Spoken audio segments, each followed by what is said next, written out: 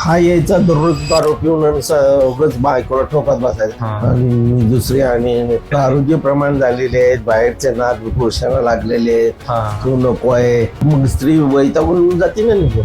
तसंच आता म्हणतात डावरी बंद केली पाहिजे, तसंच अल्युमिनियम पण बंद केली पाहिजे. अल्युमिनियम कसं आहे, बंद नाही करून चालणार. काय माहितीये का, काही स्त्रिया ज्या आहेत ना खेडेगावातल्या ह्याच्यात काही चूक नसताना काय स्त्रीवर अन्याय होतो. अशा वेळी तिला मिळालंच पाहिजे पोटगी वगैरे काय असं.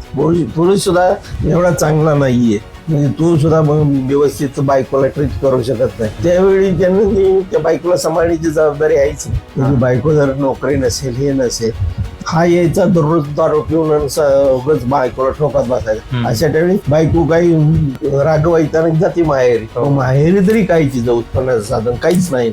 मग त्यावेळी तिला पोटगीशिवाय अल्युमिनियम शिवाय काय पर्याय नाही. आरोग्य प्रमाण झालेले आहेत, बाहेरचे नाद पुरुषांना लागलेले आहेत, तू नको आहे आणि दुसरी आणि हे जे असे जे असतात ना, त्याच्या ऐवजी मग स्त्री वैतागून जाते ना निघून.